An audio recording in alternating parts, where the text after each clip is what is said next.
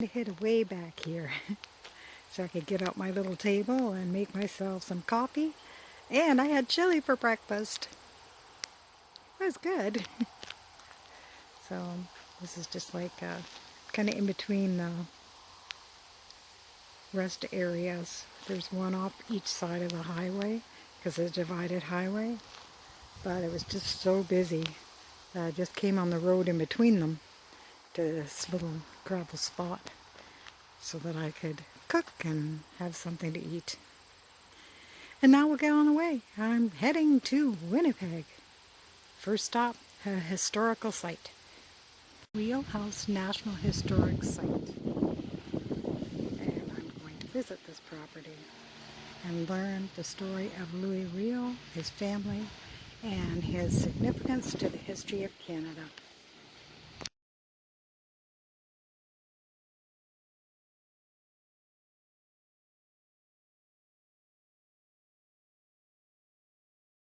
This is the home of Louis Riel.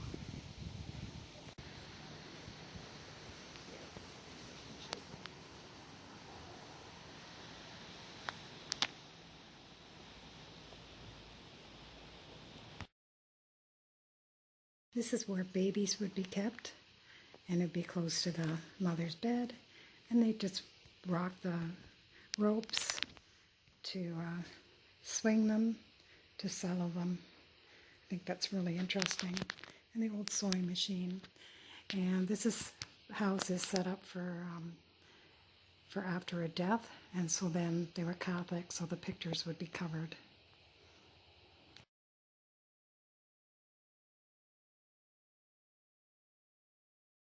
Kind of loose. So use a bed key, stick it in here, twist it.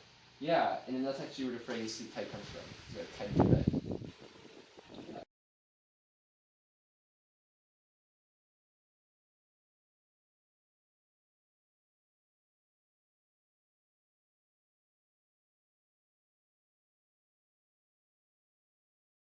They would go on bison hunting trips, and they'd put the wagons and their oxen in a whole circle, and then the men would go out on horseback and catch bison. Then there were sashes everywhere wrapped around them, help with posture, back, and always used. And the longer the sash, the better. It's the summer kitchen. At one time, it would be separate from the house. And those hooks up there is where they would dry meat for pemmican, or is it pemmican? I can't remember. And that they would take with them on their trips. I mentioned that people in Red River Center were very short back then, but this is a little bit excessive. So this is actually the guest bed, and you want to give them a. So let's say you have someone who's lost or drunk who needs a place to stay. You want to give them a place to stay, but you don't want them to stay for too long. So you give them the worst bed in the hottest room of the house. They'll be thankful, but they'll get the idea. So we have that to symbolize the two rivers.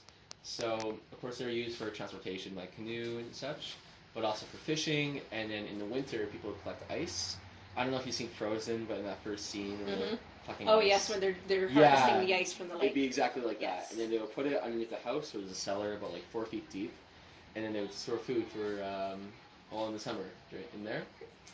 Riel's body was kept in here and hidden for 2 days after he was hung. And then it was put in one of 6 coffins so that only the family knew which coffin he was in. And the coffin was too short, so his head had to be bent up. Lots would be really narrow. They would be like 3 kilometers in length, but only like 150 meters or yards wide, up to maybe 250. So, and sometimes they would go from river to another river.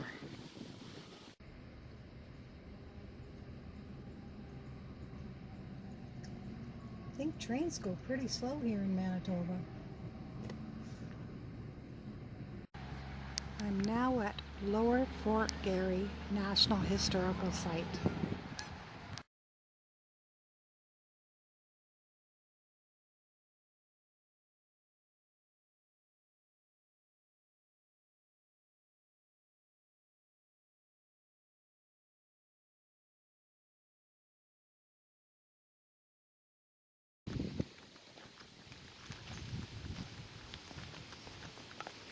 So I really went the wrong way seeing historical things. I drove about 60 kilometers west when I shouldn't have looked at that place first, because then I had to drive 60 kilometers east, and of course I have to go back that direction when I leave Winnipeg. So yeah, kind of crazy. Okay, Lower Fort Garry dated back to the 1830s. These original buildings still stand, embraced by limestone walls, all faithfully restored by Parks Canada. Let's walk in the path of history. The thing I've noticed so far while driving through Manitoba, it is pretty flat. You go from lots of hills and rocky areas of northern Ontario to flat. It's kind of crazy. The group of buildings that once stood near this spot was one of the largest centers of early industrial activity in Western Canada. Between 1845 and 1875, the Hudson Bay Company operated the Lower Fort Garry Industrial Complex as an essential part of the fort's role as a fur trade, transshipment, and farming center. It included a brewery, distillery, a grist mill, and a sawmill, as well as the kilns that produced lime for use as mortar and whitewash. And boat building was another important activity here. York boats, the workhorses of the company's inland transport fleet, were built at the Lower Fort after 1860, as was the schooner Holly in 1865. And many of the steamboats that transported company goods across Lake Winnipeg were repaired here. And only one steamboat, the Chief Commissioner, was constructed at the fort in 1871 to 72. Alexander was on contract with Hudson's Bay Company, and his whole job is to sort of take care of our experimental farm. Oh, that's cool. I love the old stoves. Yes, aren't they beautiful? Yeah. We didn't have any metal mines here. We weren't able to make metal at all. So Okay. all of these, any metal you see really would have been shipped over from Europe, England, and the Hudson's Bay Company sends all of their shipments in one mass shipment a year from London depot. So aside from York factory, like lots of things are coming. So it's from like that. over lots of rivers and lands, so 32 times portaged. Yeah. Yeah. So a portage is when we're actually like moving the boat. I know, I did Yeah. a wilderness course on canoe trip years Oh, ago, perfect. and yeah, we had to carry our canoe. Yes. Yes. It was a well, trip. Yeah, so they're coming over on a York boat, which we do have an example of one inside the fort walls. So it's bigger than a canoe, but it's smaller than a ship. They were designed in Scotland sort of to navigate rivers. Yeah, but this one weighs about 400 pounds, so they're, she's still very young, somewhere around 5 or 6.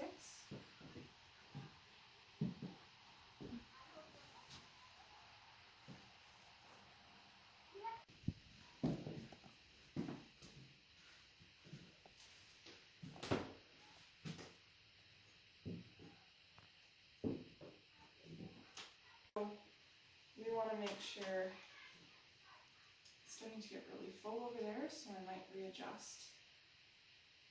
And that looks okay. So I'll pull it so that my boat comes up. Yeah, and then I'm just going to push down on the pedal and try to feed the yarn through.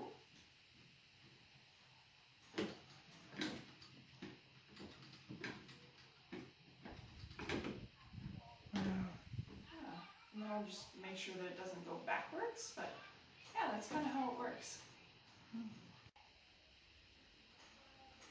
Water pails, you'll sort of take the two ends and hook them onto your pails, and you can carry some water without sort of straining your arms. Oh, that's so cool.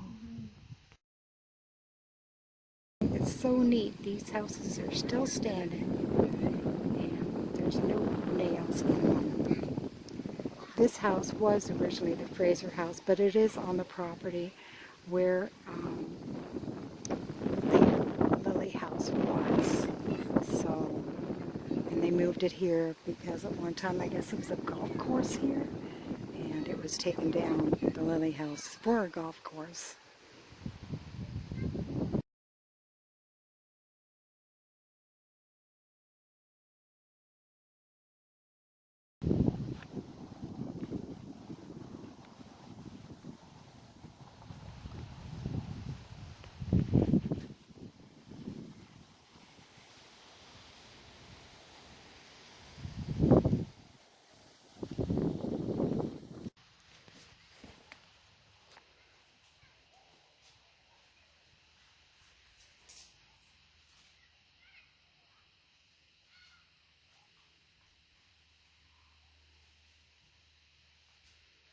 Oh, look at that little stove between the rooms.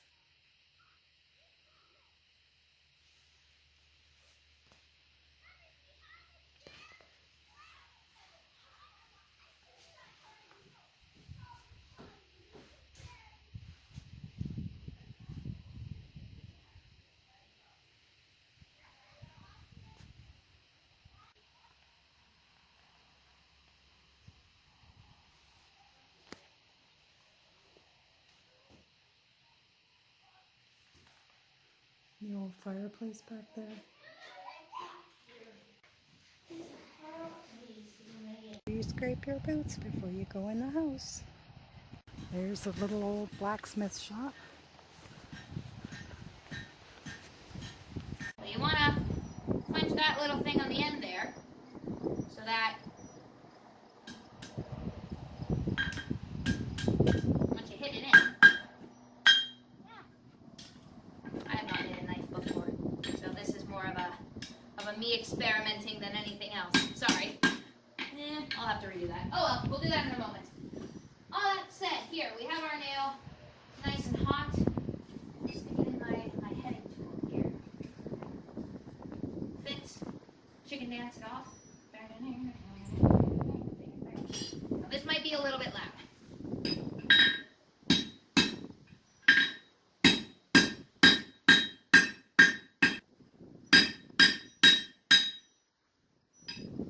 There we are. Now listen to this. I'm not dramatic.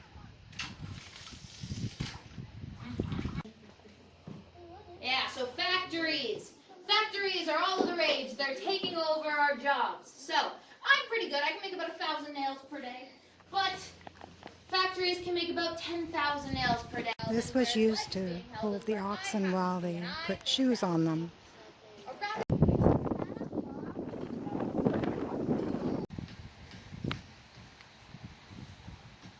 More of summer homes, and you wouldn't actually be sleeping in them. They're more of communal gatherings or living rooms of sorts is what you'd actually use them for. Where you'd actually be another interesting thing about these is they're more permanent, so you wouldn't really be moving these around or rebuilding them every year, and with proper upkeep these could last for about 10 years in the same spot. So not too shabby.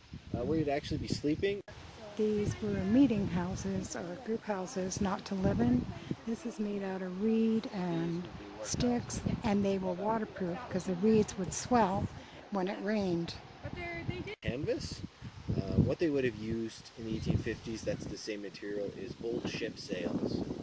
It's the same material as that. The one that's a bit further, that's kind of yellow, it's made in the traditional way with the actual bison hide. This one would be from the bison hides, but after all the people came, immigrants came, they killed off most of the bison. Eat it to make loose leaf tea. Yeah, like that. Fire from fireplace to fireplace. You would put the embers inside there, and yeah, you could carry the embers. And it's a mushroom. Yes, so this is a mushroom. And then these tools, like these ones here, these are all different hide scrapers. So these would be used to scrape the skin and tendons off to get just like the pelt. Over to inside the four walls.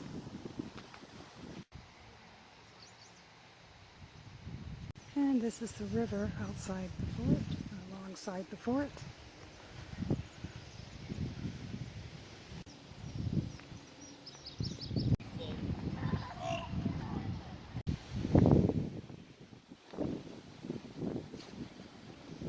The name York stems from one of the boat's primary destinations rather than where they were constructed. York Factory sits on the north shore of the Hayes River, upstream from Hudson Bay Company Trading Post. It was established in the late 17th century. The boats were loaded with goods from overseas in exchange for the furs they brought with them to be shipped to London. The prototype York boat was developed in the 1790s.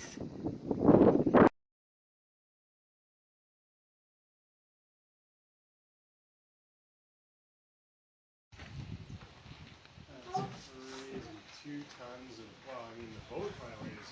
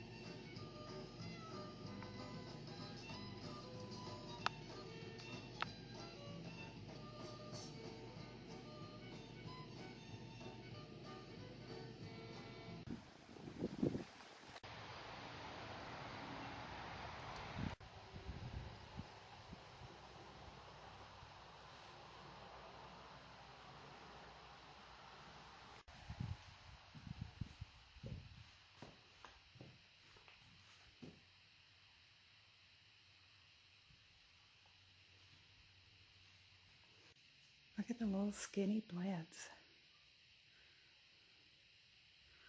I think I have more room in my vehicle.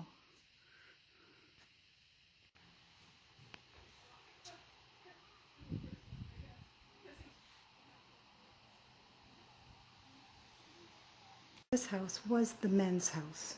All the little beds all over. These were the contractors and the laborers for the Hudson Bay Company.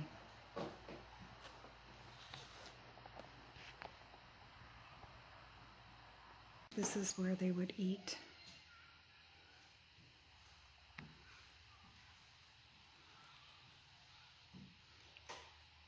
Their daily routine.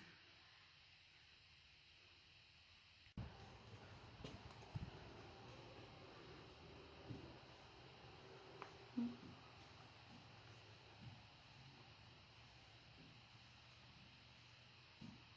at the ovens here.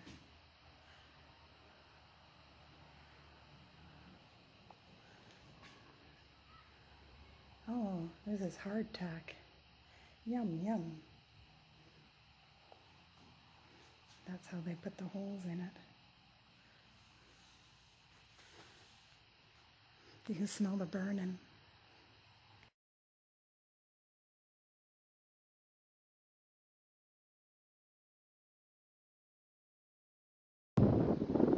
The doctor's building.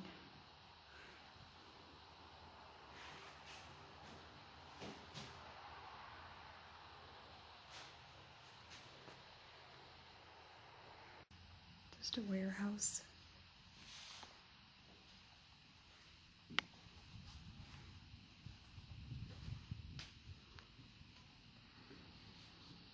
These two field guns were at the York factory on the banks of the Hayes River, and they were used to signal the arrival of supply ships from Britain. And this is the powder magazine. Look at the door.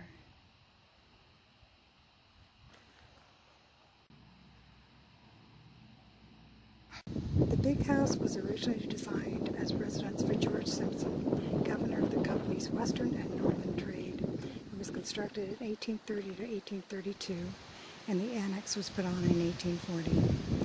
It was altered to suit its occupants, Hudson's Bay Company of governors with their families and household staff.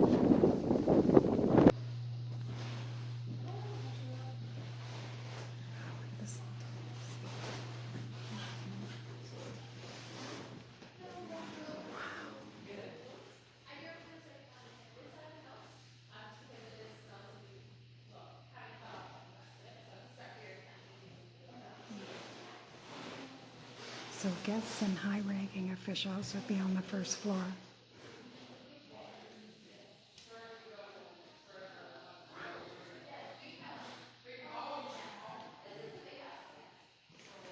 Wow, this room has 2 stoves.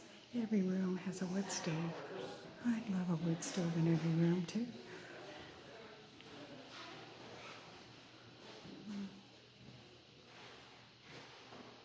So, this is the servants' quarters.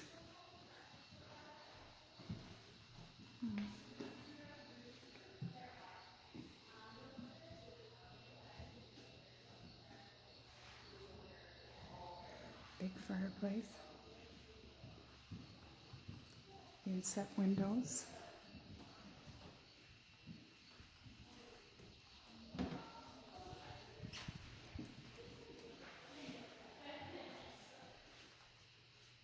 Their jugs and stuff.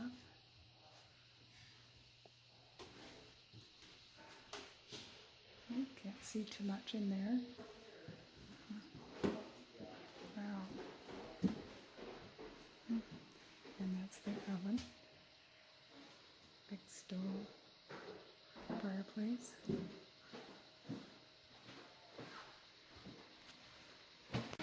Wow, this is the big cooking kitchen.